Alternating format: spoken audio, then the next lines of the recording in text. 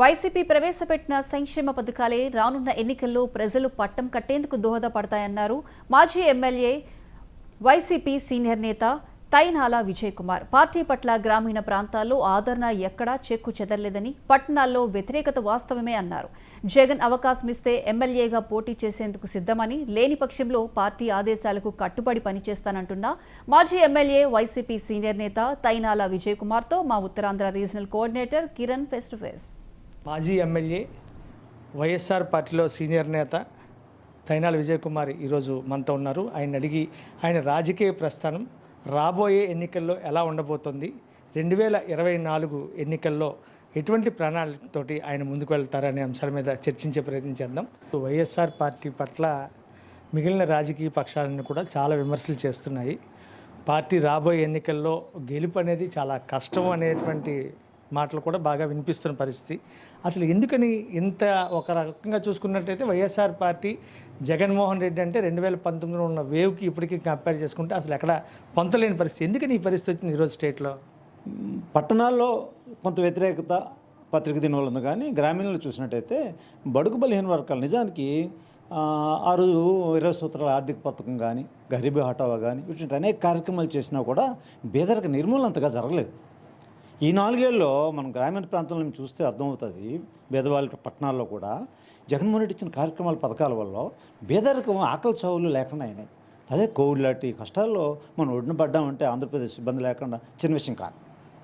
ఉద్యోగాలు ఉపాధి కొంత తక్కువ అయిపోయినాయి, చేయలేకపోయారు, రాష్ట్రంలో డబ్బులు లేవు, ఇతర ఖర్చు పెట్టేస్తున్నారు అంటున్నారు. కానీ ముందుగా వలసలు తగ్గిపోయినాయి.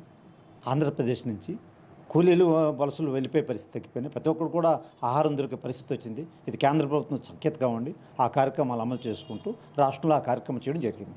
తర్వాత ఆయన ప్రణాళిక ఏంటంటే ఉపాధి గొప్ప ప్రణాళిక ప్లాన్ చేశారు. ఆచరణలో పెట్టే పరిస్థితులు ఇంకా అవ్వలేదు, కానీ ఈ సుదీర్ఘమైన సముద్ర తీరం మీద దృష్టి పెట్టారు. ఆయన పోర్ట్లు, హార్బర్లు డెవలప్ చేస్తున్నారు, యూనివర్సిటీలు డెవలప్ చేస్తున్నారు. అవన్నీ రేపు కనిపిస్తాయి భవిష్యత్ తరాలకి.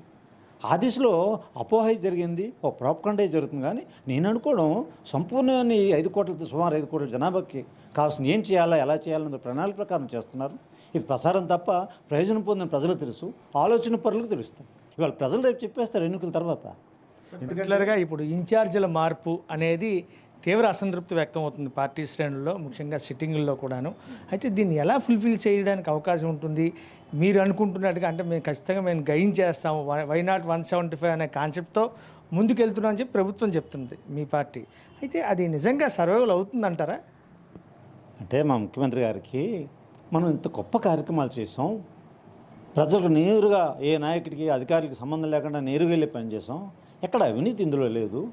ఇలాంటి మంచి కార్యక్రమం చేసినప్పుడు ప్రజలు ఎందుకు మనల్ని ఎన్నుకోరు? గతంలో మనం అనేక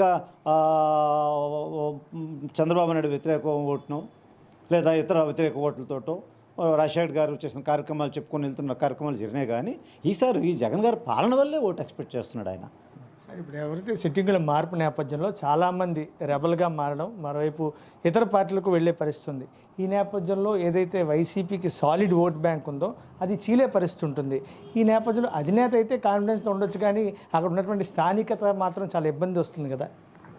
మీరన్నట్టు మా దగ్గర అటు ఎలక్షన్ టైంలో సహజం, ఇందులో సీట్లు రావాలన్నా అందులోకి వెళ్తారు, ఇతర పార్టీల్లో సీట్లు రావాలన్నా మా పార్టీకి వస్తారు. కానీ వ్యక్తులు మారుతున్నారు, కానీ ఓటు షేర్ అయితే మారదు. ఏరియాక అటు నుంచి ఇటు వెళ్ళిపోయినా, ఇటు నుంచి అటు వెళ్ళిపోయినా మా వైఎస్ఆర్ కాంగ్రెస్ పార్టీలో ప్రతి ఓటు కూడా జగన్మోహన్ రెడ్డి గారిని చూసి వేస్తాం. సార్, పర్టికులర్గా రూరల్లో చూసుకుంటే మీరు అన్నట్టుగా ఆ ప్రభావం కనిపిస్తుంది, కానీ పట్టణాల విషయానికి వచ్చినప్పటికి ఆంధ్రప్రదేశ్ వ్యాప్తంగా ఎక్కడ చూసినా సరే బాగా నెగిటివిటీ ఉంది. ఎందుకని? మరి పట్టణాల్లో కొంత సహజం అనుకున్న వాళ్ళ ఆశించిన రీతికి ప్రభుత్వం చేరలేకపోవచ్చు, ఒక వర్గానికి చేరలేకపోవచ్చు, ఒక బలమైన వర్గానికి మేము చేరలేకపోయినాం. అవన్నీ కూడా రేపు ఎన్నికల తర్వాత తెలుస్తాయి.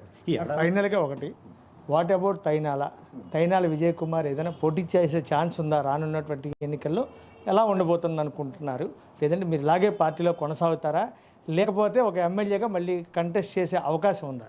ప్రజా జీవితంలో ఉన్నవాడిని మరి పోటీ చేయాలనుకుంటాం కదా, అవకాశం వచ్చినప్పుడు సహజం అది. అందులో నేను కింద నుంచి వార్డు కార్పొరేటర్ నుంచి వచ్చిన వాడిని.